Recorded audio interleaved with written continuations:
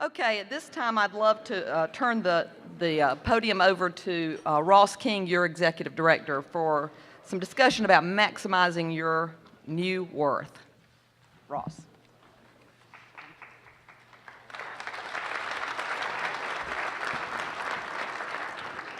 Let me first begin by saying how much the staff and our leadership, which has been here this week, want to extend our appreciation to you. What a magnificent class you are. Let's give yourself a round of applause.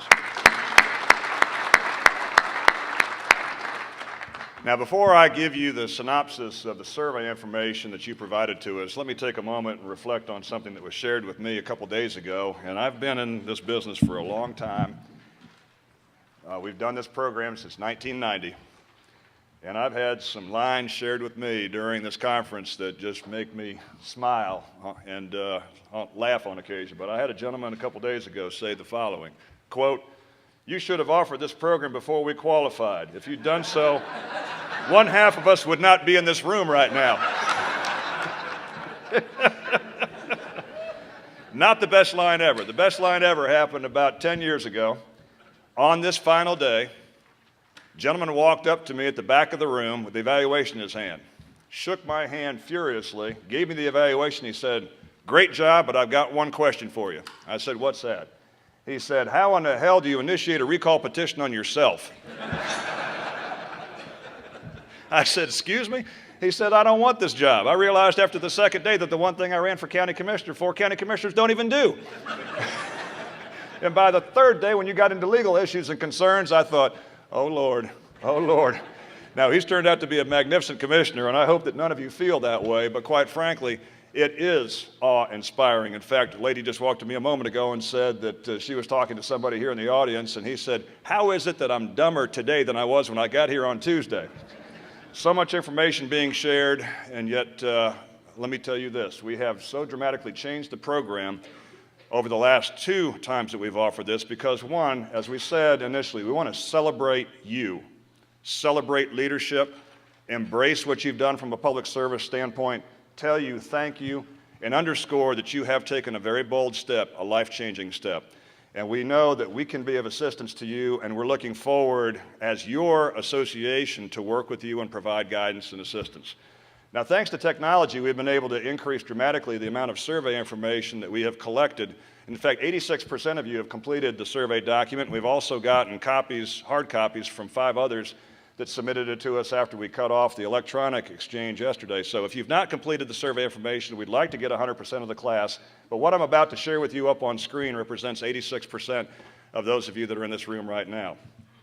In terms of gender, on the screen, you'll note, no surprise, 83% male, but 17% female, and that's actually higher than what we've had experiences in previous classes. So we're seeing an increase in terms of the female participation in newly elected.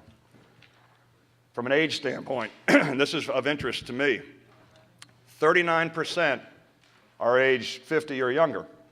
That is a change from previous experiences. We had seen, and I think Craig Lesser was the one that noted what his daughter's observation was of the class in terms of his honesty, but quite frankly, we do have a younger dynamic in this particular class setting, 39% age 50 or younger.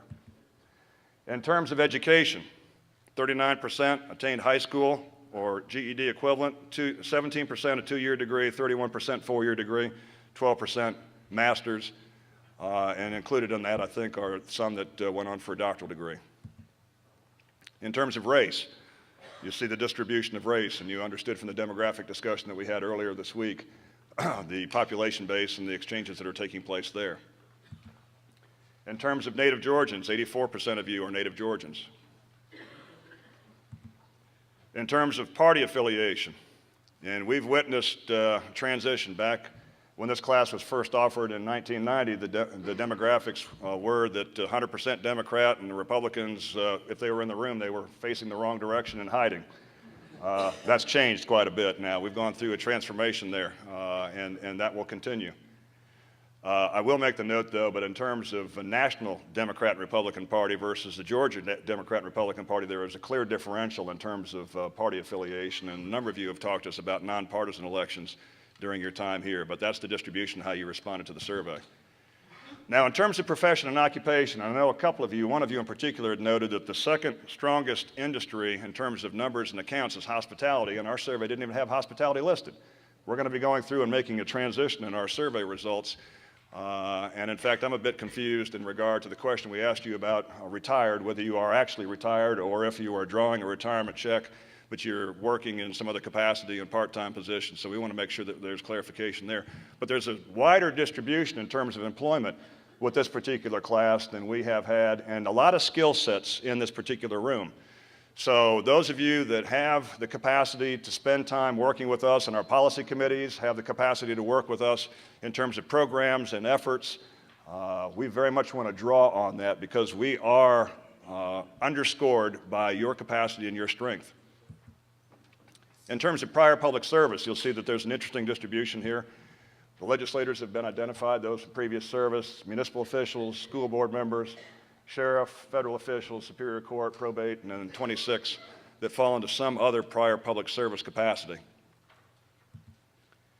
Now, in terms of your desire and interest in training, I don't know a person in the room that hasn't conveyed to somebody on my staff or our leadership or myself the desire to take this base and this foundation of learning that has occurred over these last 4 days and continue it on in some capacity. With the leadership of our board, and again, Melvin Davis is with us today. As I said earlier this week, he served as president when we had the lifelong learning component change. And so now you've got a brand new training program that's in force. But here are the top 6 interests that you have from a training class standpoint. And I'm going to go on to the next slide in a moment and underscore how classes that we have in force currently meet the desires that you have as a result of these top 6 issues. The classes that you see identified in blue are addressing those issues that you've expressed top interest in, and we're already providing those courses, and then we've got background in those other 3 fields that are in black in county government law, human resources, and ethics. So with the lifelong learning component, you really can't stump us at any point in time. If there is interest in a cross-section of the membership base in a particular class or program, all you need to do is communicate with us. We'll talk about the capacity to develop that class, find top-shelf curriculum instructors, and then, as I've noted earlier, instead of telling you where you have to go from a class standpoint, if you get a cross-section of people in a particular location where you say, we've got 50 people that would like to have a class in this area, it's incumbent upon us to work with you in your county to find a physical location for training and to bring the instructors and the background information to you. So that's where we're going to go ahead and focus our attention in the future and make our more vibrant training program. Some have asked us about the cost for training. Well, I don't want to sound like I'm not responding to your question, but it does depend. If you take a standalone course, there's a particular cost. If you come to our annual conferences or programs, then we have cost modification and have training included in that. So there isn't any one direct answer in regard to the cost per training, but there is the capacity for us to give you a wide range of training, even online training and mobile classroom training, as I talked about before. So we're going to be providing you with that background and ability. Here are some of our upcoming issues. A couple folks yesterday were saying any chance of completing the classes and get certification by the end of January. And I said, yes, if we go ahead and just keep you all here at the Continuing Education Center throughout the month of January, you can complete your certification. We'd love it. I think we need to make some accommodations in the hotel space there, Laura, if you don't mind. And you got to make a few phone calls to tell folks that you've been abducted. But we do have training 11 months out of the year, and that is unlike what we used to do. In years gone by, only had training class of capability about 3 different times during the year, but there's been so much interest in training that now we're providing background and capacity. And at some of these programs, you can actually complete two classes during that stay, whether it's at the Capital Connection Conference or spring training or the annual conference, and there'll be other training opportunities throughout the balance of 2013. Now, final notation.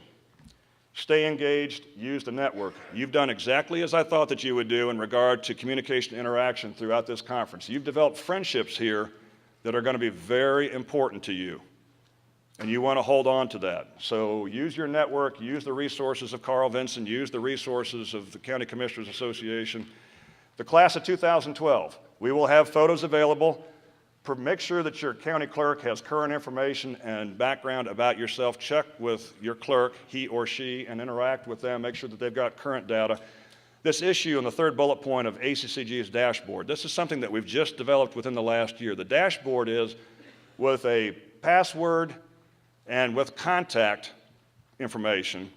You'll be able to go online on our data page, take a look at photos, take a look at contact information, background for all of your peers, not just those that are newly elected, but those that are veterans of county government operations.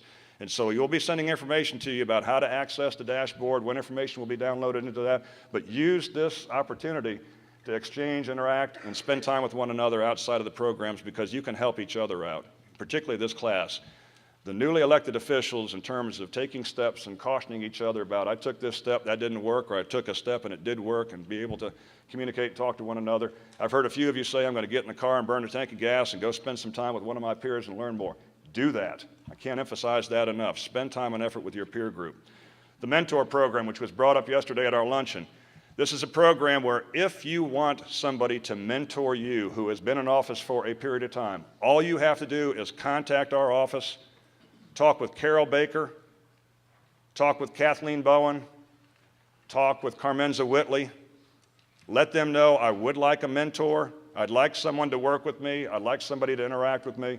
We'll make sure that you have somebody that will spend time with you and assist you. And as you heard George Neal talk about yesterday, there's a capacity to go ahead and have ongoing relationships as a result of that.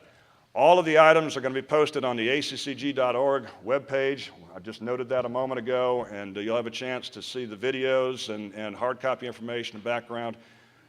Thank you for the way that you have spent time with one another. Thank you for the comments that you have made to each and every one of us about the quality of the program. Thank you for your dedication to public service. And let me close with this. We are your association. We are fueled by you. With your energy and background and support, this association will be the strongest state association of county governments in the country, and that's our collective goal all the time. So God bless.